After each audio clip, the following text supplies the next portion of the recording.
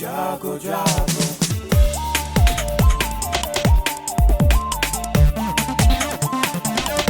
Radio जागो जागो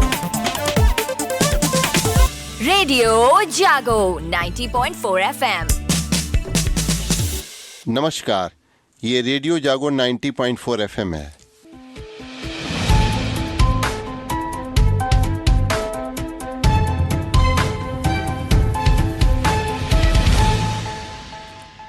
अब आप अभय शंकर गौड़ से आज की हलचल सुनिए।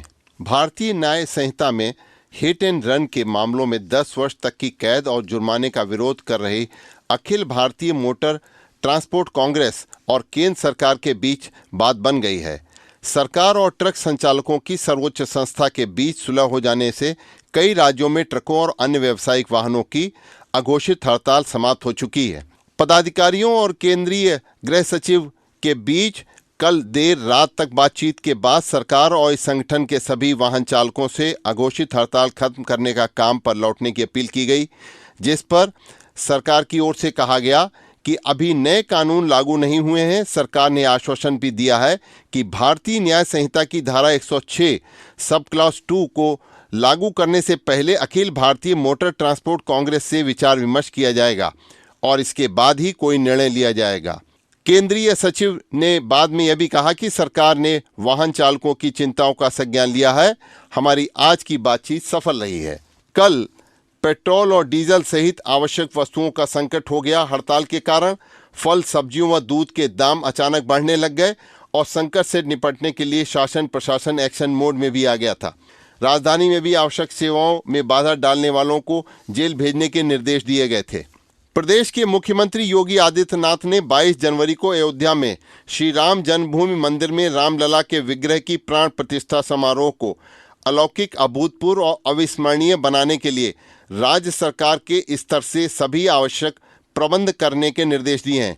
उन्होंने कहा कि पूरी दुनिया अयोध्या की ओर उत्सुकता से देख रही है। पूरा देश राममय है। यह उत्तर प्रदेश की ग्लोबल बॉन्डिंग का सुअवसर भी है। समारोह में आने वाले अतिथियों तथा उसके बाद पर्यटकों, श्रद्धालुओं के आगमन पर उनके सुखद, संतोषप्रद अनुभव के लिए राज्य सरकार कोई कोर कसर नहीं छोड़ेगी। अयोध्या नगरी जन सहयोग से सुरक्षा, सुविधा और स्वच्छता का मानक होगी। रामलला के विराजमान होने की बहुप्रतीक्षित साध पूरी होने में अब कुछ ही दिन शेष हैं। श्री राम मंदिर राष्ट्र मंदिर के रूप में भारत की सांस्कृतिक, आध्यात्मिक और सामाजिक एकता का प्रतीक होगा। यह ऐतिहासिक कार्यक्रम करोड़ों सनातन अवस्थापनों के लिए हर्ष, उल्लास, गौरव व आत्मसंतोष का अवसर है।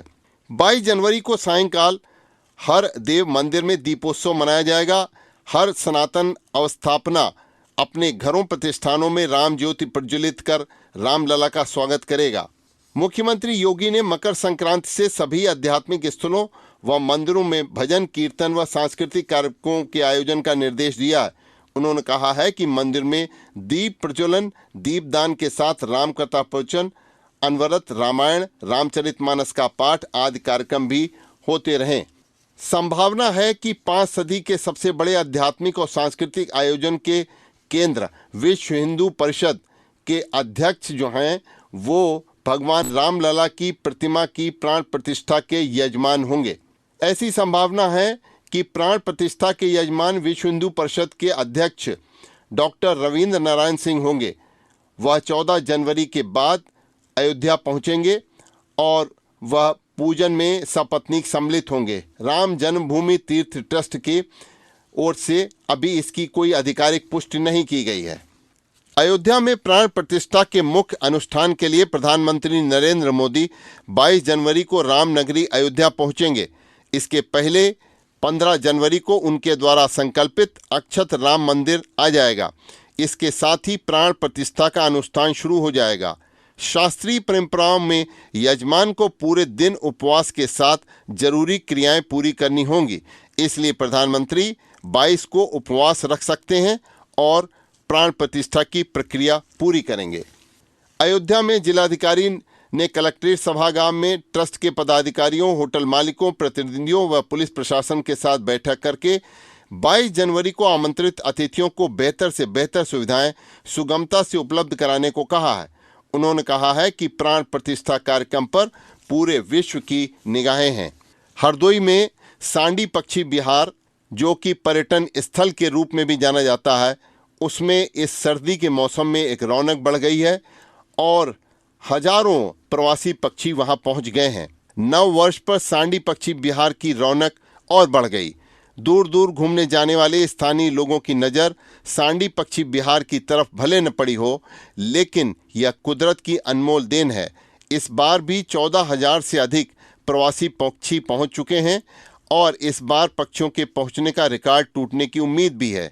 सांडी पक्षी विहार कभी अंग्रेजों के लिए शिकारगाह हुआ करता था और यह कई किलोमीटर में फैले पक्षी विहार को नया स्वरूप प्रदान किया गया है।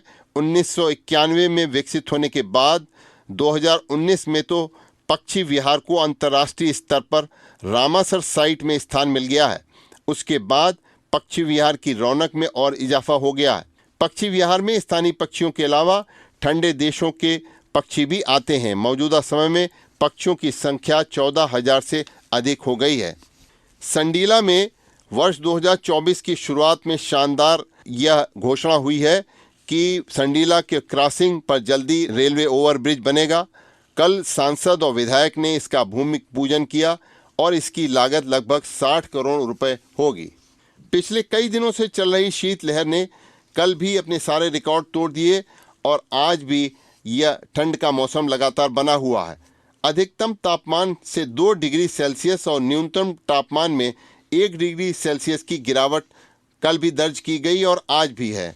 कल से लगातार घना कोहरा बना हुआ है और दिन में सूर्य देव के दर्शन भी नहीं हुए। दिन भर सर्द हवाएं चलती रहीं, लोग घरों में कैद होने को मजबूर रहे। उत्तर प्रदेश में सरकार द्वारा बेसहारा गौवंश को सुरक्षित करने के लिए 2 माह के विशेष अभियान को अब बढ़ा दिया गया है, लेकिन अभी भी गौवंश सड़कों पर, खेतों में, अन्य स्थलों पर लगातार घूम रहे हैं, जिन्हें पकड़ने के लिए अभी अभियान को 16 जनवरी तक विस्तार किया गया है।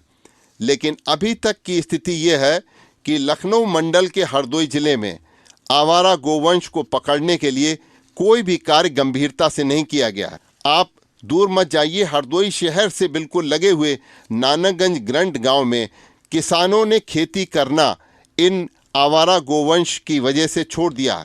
ये बेसहारा गोवंश खुले आम नानकगंज ग्रंट में लखनऊ रोड से लेकर के और काशीराम कॉलोनी के चारों तरफ सैकड़ों गोवंश घूमते हुए दिखलाई पड़ रहे हैं और लोगों के, किसानों के खेतों को नुकसान पहुंचाते दिखलाई पड़ रहे हैं। लेकिन उसके बावजूद हरदोई जिले के जो जिम्मेदार हैं वो इस ओर ध्यान नहीं दे रहे हैं, जबकि ग्राम नानकगंज ग्रंट टड़ियावा ब्लॉक का एक गांव है।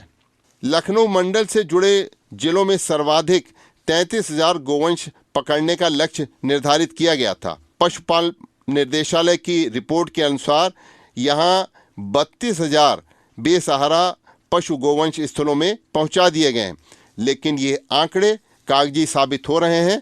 धरातल पर अगर देखना है तो हरदोई शहर से लगे हुए इन गांवों पर एक नज़र दौड़ाई जा सकती है, जहां खुलेआम बेसहारा गोवंश घूम रहे हैं और इनको संरक्षित नहीं किया जा पा रहा है।